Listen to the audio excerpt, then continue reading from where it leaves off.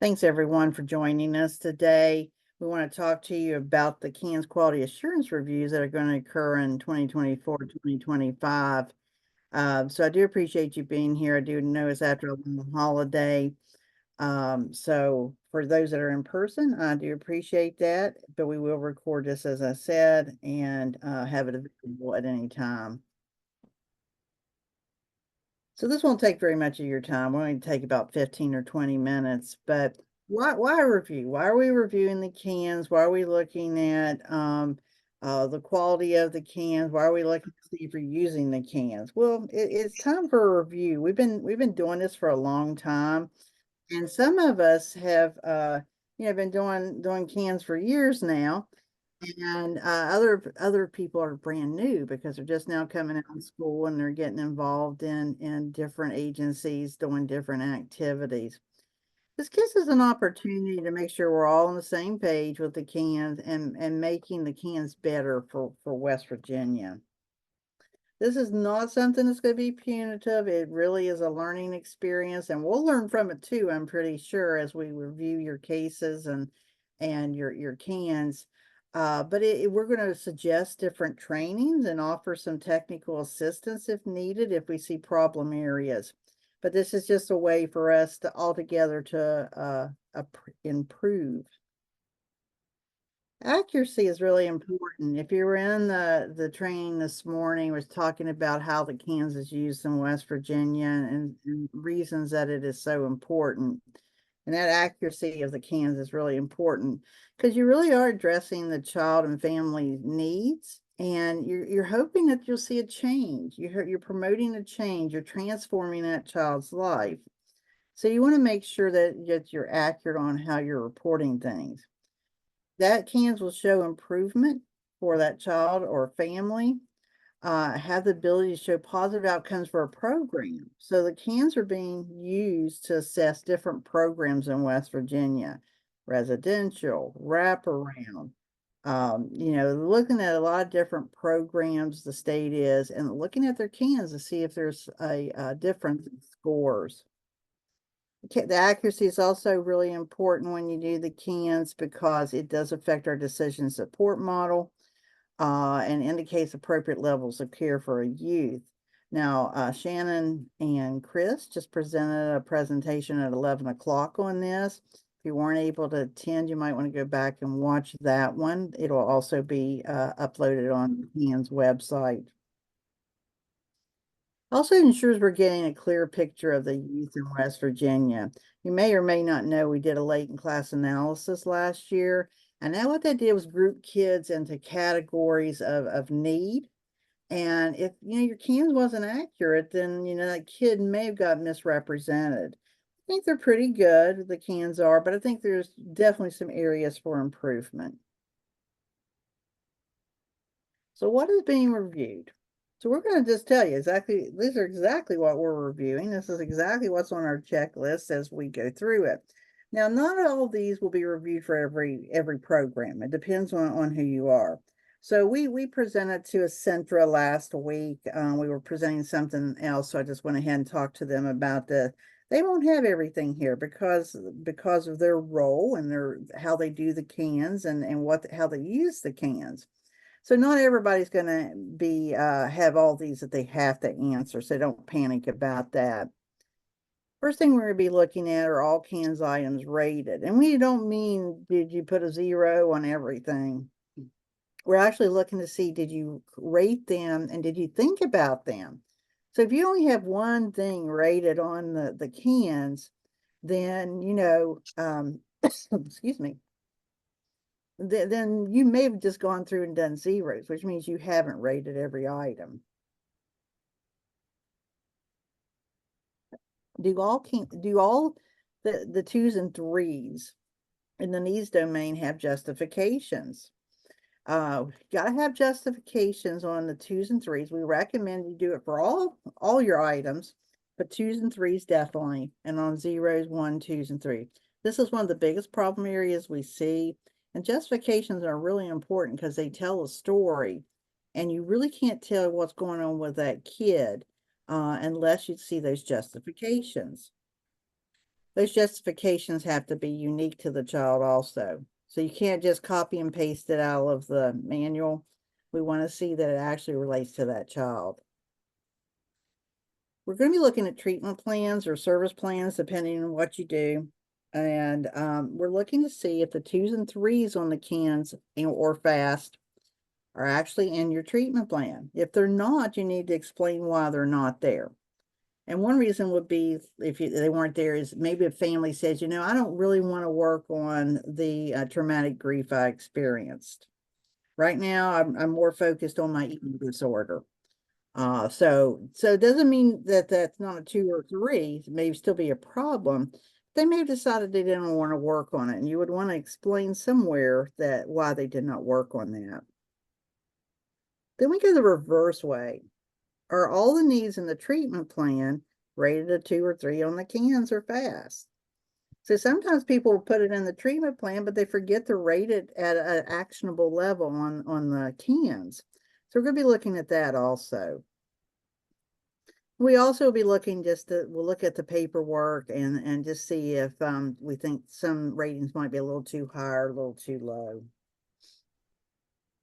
Now, if a child is in a residential setting, there are some items on the cans that really won't change because there's masking going on. And if you don't know a lot about masking, we do have a video on TCOM website that talks about masking.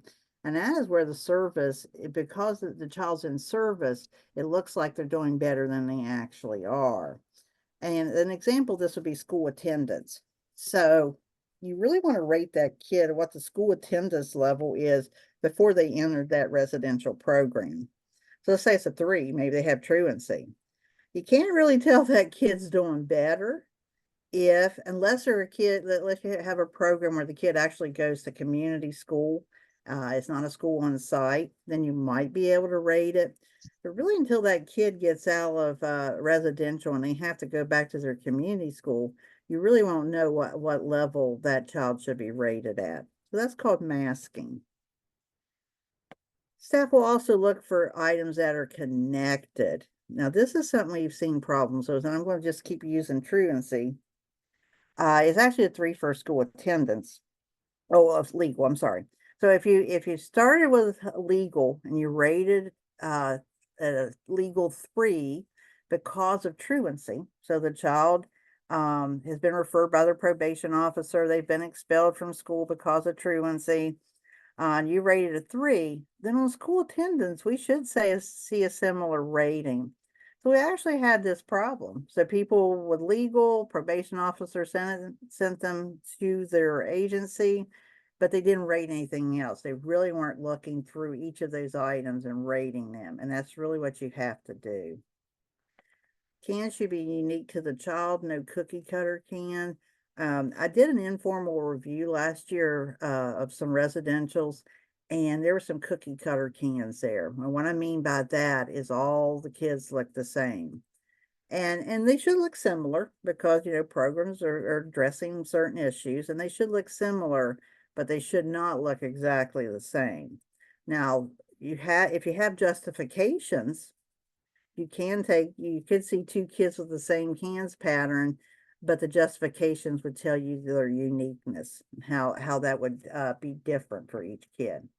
So those justifications are real important. We will look at timeliness. The state's really big on timeliness and really monitoring that. So we're going to look at timeliness. We're going to check to make sure you're certified. We already do that, but we're going to double check it. Then we're also going to ask you a few questions. Are your cans on time? If they're not on time, what are the barriers to that? So we would want to know that so we could help break down those barriers. We're also going to ask you about the storyboard, if you use it or not. No, I don't care if you use it or not. So this is all about how would we move forward and using the storyboard. So if you don't use it, don't panic. It's no big deal. If you do use it, great. We actually found out that Centra, for example, does use the storyboard in their reporting, and I thought that was fantastic. Do you answer the following questions? These are 3 questions that have to be addressed every time you you answer or you complete a CANS. Now, Christina and Shannon just went over this at 11 o'clock. And as I said, their video will be on our website called 3 Little Questions. But you want to know if the child is has a current viable caretaker. Does this youth live with caregivers who are open to intensive community services? And has the youth had either an unsuccessful episode of intensive community treatment, or is there no treatment available for them in their area? So these are real important, and Chris and Shannon go into more detail on that. So how are we going to do these reviews? So how will these be done? So the first thing we're assigning a TCOM trainer to an agency. So, for example, I may be assigned to Presley Ridge, and I would be the one who'd be working directly with Presley Ridge, and each person who rates a CAN for Presley Ridge. So that's what we want to do. We want to look at raters. We're not looking at past. So if you've had somebody there and we say, hey, Linda Gibson rates CANs for you, and you say, oh, well, she's not there any longer. Well, I don't want to see Linda's CANs anymore. Okay, that's not what I do. It's all about helping out the individuals who are doing the ratings now for you. So you'll be assigned a TCOM team member. And the first thing we're going to do is we're going to confirm, like I said, is if that person's still working for you, or there's some new people maybe we haven't caught yet that are working for you. And we're going to review then 1 to 3 active cases for that rater. So no more than that, no heavy lift. Most of the time it's probably going to be 1 case, because guess what? If you don't do justifications on 1 CANS, you probably didn't do it on another CANS. So the rating should be, the way you do a CANS should be real similar for each case. And so there's no use of being exhausted and going through 10 cases for each of you. That doesn't make sense. These cases will be randomly selected through the West Virginia CANS system. So we're going to connect with you. So you don't have to do anything at all until we connect with you. And the TCOM reviewer will email you. They're going to email the person who does the rating. We're going to email their supervisor. And if your agency has a West Virginia TCOM trainer, someone who trains for your agency or does technical systems, then we're going to include them. We've already told them that we're going to do that. So they'll be prepared for that, because if they train for your agency, they may want to tweak their training if we identify some problems in that area, in certain areas. Then in that email, we also list the cases that we need to have information provided. And here's some of the documents we'll need, and that'll depend also on what type of program we're looking at. But basically, we're looking at any type of admission paperwork, any initial psychosocial, psychiatric evaluations, things like that. We will need a treatment plan or service plan that is closest to that initial CANS. Some of us, like for example, Marshall, who's actually will be reviewed also, they don't do service plans, so we will not be looking at that. We'll pull the CANS from the CANS system, so you don't have to do anything about that. Then you can get that information to us any way you want, but you need to let the person who's working with you know which route you're going. You can do it in an email and encrypt it. You can password protect all the documents. We can set up a SharePoint for you, and you can send the documents that way. Whatever works for you, then we are willing to do that.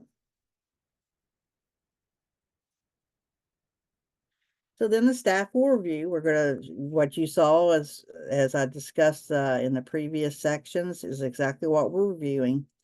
And then we will do a report for you. It'll be a 1-page report that tells you how you did on each of those areas. We also will recommend some virtual trainings that you may need. We have a lot of trainings that we're recording right now, just like this one. And we have a lot that are already recorded. And then we'll offer 1-to-1 technical assistance if you need it. We're happy to do that. So please always remember that. So when will the reviews be done? So this is a tentative schedule right now. And we are rolling out with this in the next couple weeks or next week or so.